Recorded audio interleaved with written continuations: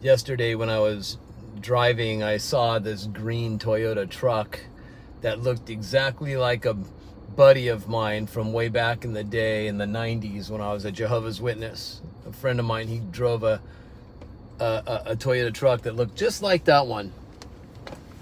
And I was thinking in my mind, I should text him and say, hey man, I just saw a truck like that one you used to drive. Remember the good old days? But then I stopped and I thought, I'm like, for me, there's no such thing as the good old days. When I was a Jehovah's Witness, I had my friends and we had some good times and stuff. But the truth was, even though I had moments of laughter and fun, there never was the good old days for me. I never go back to the past down memory lane and wish I could return to the way things used to be. Never.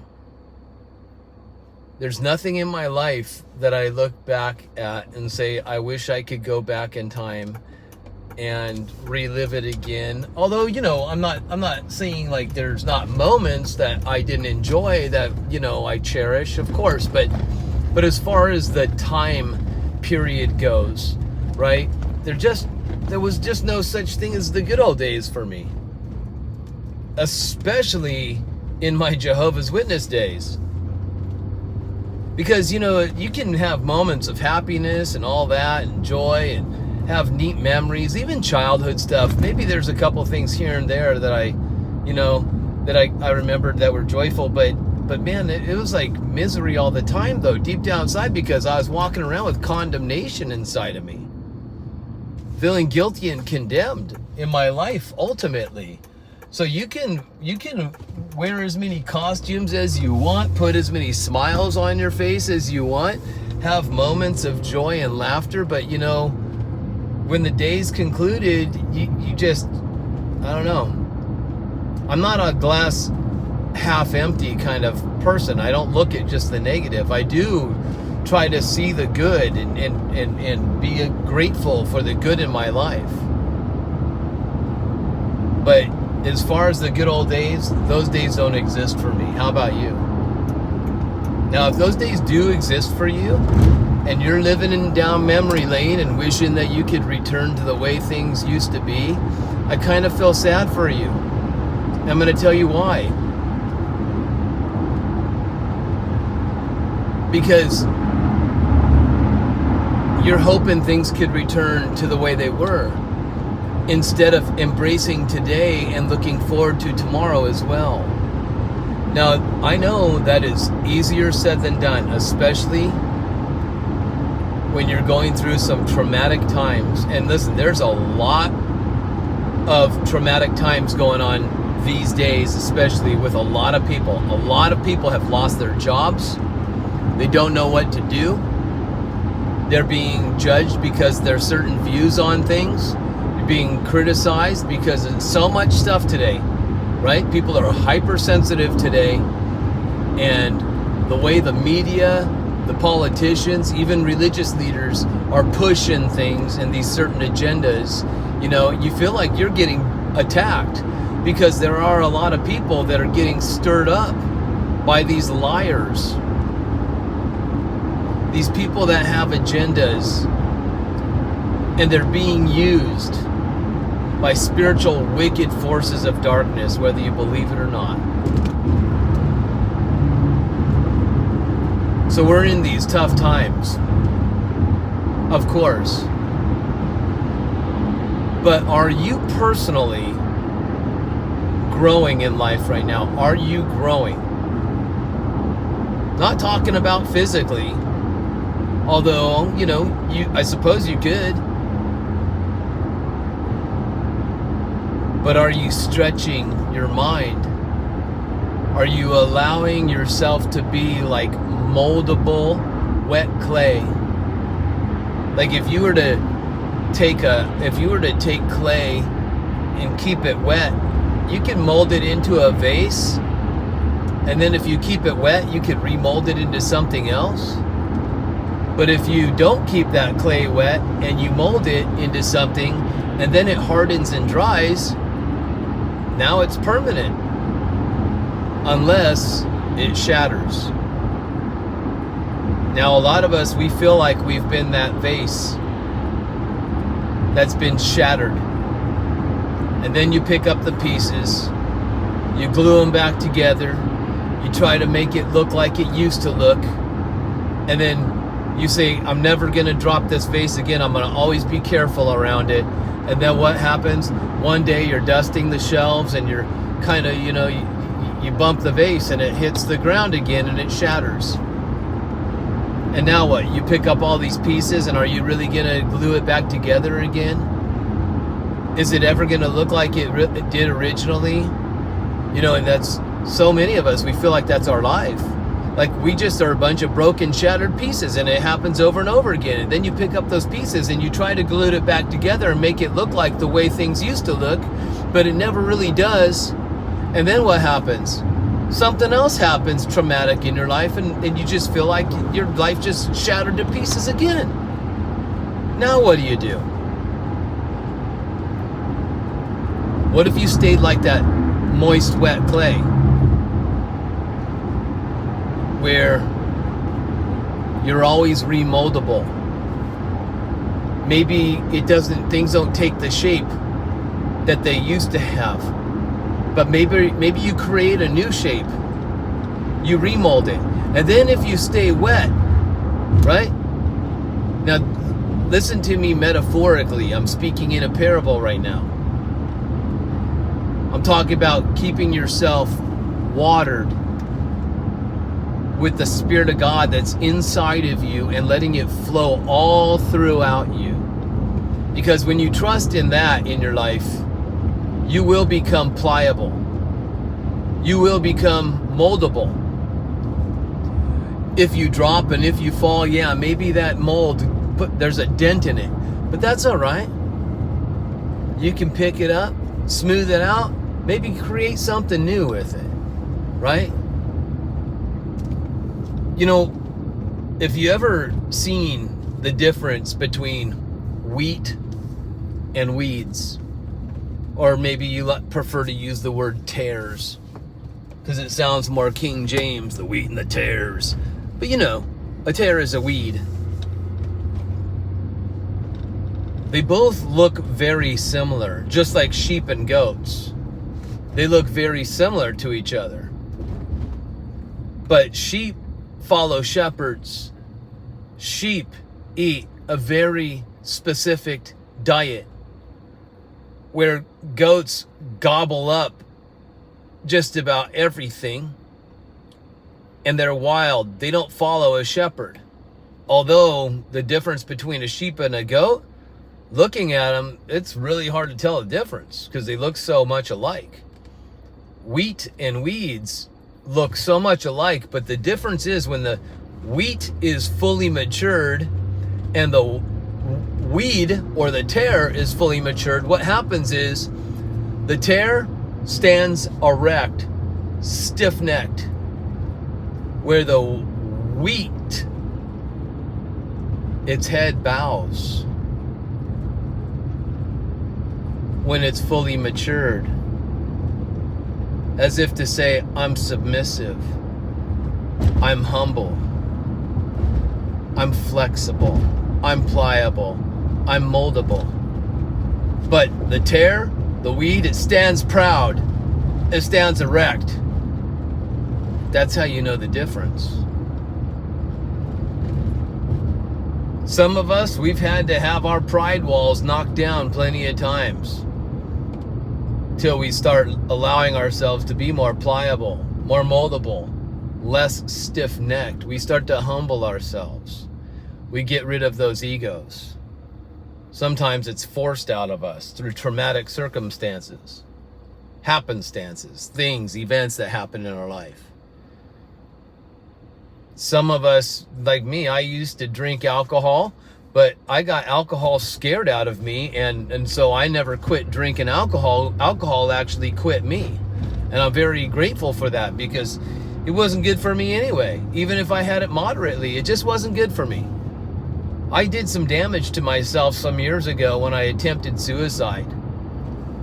Although I do believe in healing from the Lord, by his stripes we are healed, but still, I did severe liver damage to myself years ago. I attempted suicide over and over and over again. I overdosed on pills quite a few times and ended up in the hospital, and the doctors told me, you know what, you should never drink alcohol again. You have severe liver damage. And I didn't drink for a time, but then, you get together with people, you have some wine, whatever, and then before you know it, I was drinking regularly. Never was an alcoholic, but that doesn't mean that I didn't overindulge plenty of times. But moderation, indulging, neither one is good for me. I've just realized that for myself. So I'm very glad it's out of my life, right? I don't think everybody should be like me, get alcohol out of your life. No, I plan on drinking again someday, but I plan on drinking with Christ our Lord when I meet him up in the sky, in the air, for a wedding celebration, because he says he's not going to drink again either until he meets up with us. So I'm like, all right, that's when I'll have alcohol again. But until then, I really don't want it. It's not invited back into my life, and it's not a temptation for me, fortunately. But the one thing about life is, for me, is, I came from such traumatic background. I'm not saying I had things worse than you. I'm sure plenty of you had things terrible too, and your childhood was a disaster. And but you know what? What do you do? Be broken, shattered to pieces, or do you learn to be wet clay? A vessel that's moldable instead of hard and dry and brittle.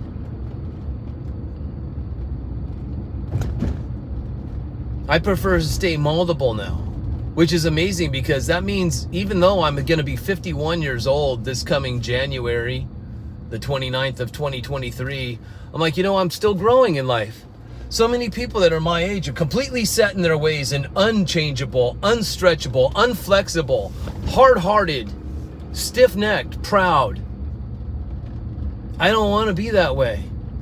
I don't want to be set in my ways. I want to continue to grow spiritually, mentally, emotionally, even physically. And I can say this, and this is the truth, and this isn't narcissism or me being bragging. It's just because I've been letting the Lord train me, not just spirit, not just soul, but even my body, right? Do you know the Spirit of God will do that for you? If you resist it, you're not going to get the benefits. But if you go with it, you definitely will. And I can say now that I am actually in the best shape of my life, better than I've ever been.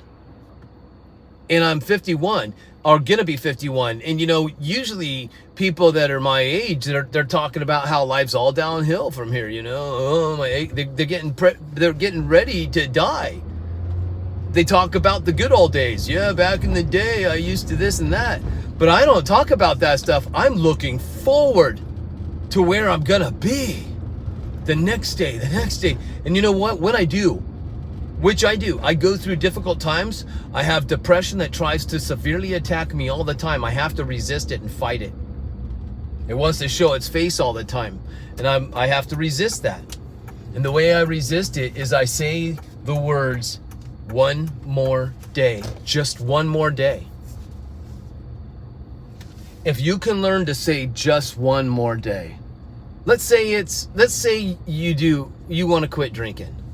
Maybe drinking doesn't get scared out of you and leave you like it did me, but trust me, it took some very painful events to happen to where it got scared out of me. It's just gone. It's like a demon. It got boom, bye. But it was a very painful experience with a lot of heartbreak involved. And so I don't recommend that, going through that. But if it sets you free, it's worth it when you look back at it. But the other thing is, let's say you have a problem with drinking alcohol. It's become a problem in your life where you realize it's doing damage. Now,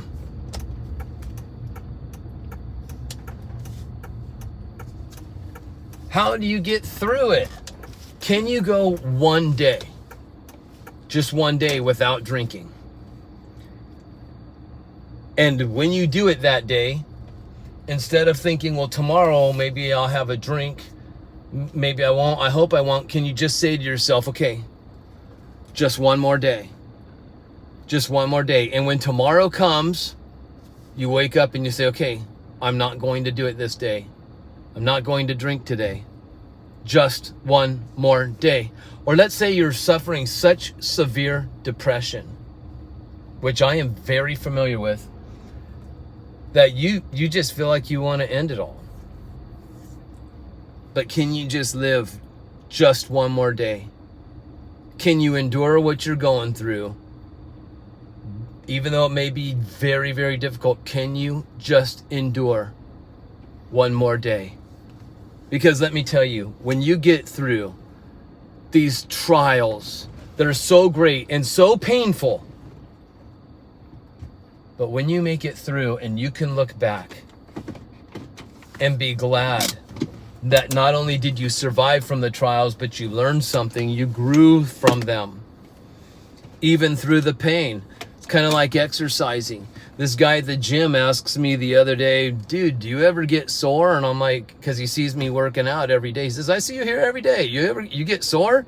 And I said, I really don't anymore. I really don't anymore. I'm not saying it's not possible, but I don't get sore. And that doesn't mean I'm not doing it right, because I am.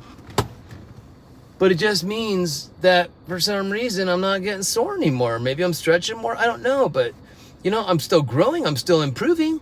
But I just don't get that pain anymore. That soreness that lasts for days and days just doesn't happen anymore. And he's like, man, I'm jealous. I'm so sore all the time.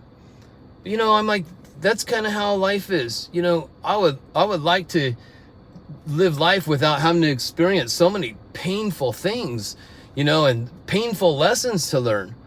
Maybe I can start learning without having to go through so much pain, right? But I think you learn without going through so much pain, maybe when you're a little more moldable, flexible, right? And when you're more willing to listen to the Spirit of God that's in you instead of resisting it, right? Just one more day, you guys. Whatever you're doing in life, whatever you're going through, can you just say one more day, just one more day, and make it through? I guarantee you, if you do, you won't be living in the past. You won't be talking about the good old days from the past. You'll be living in the now and looking forward to what is to come, right? I really believe that. I've experienced it.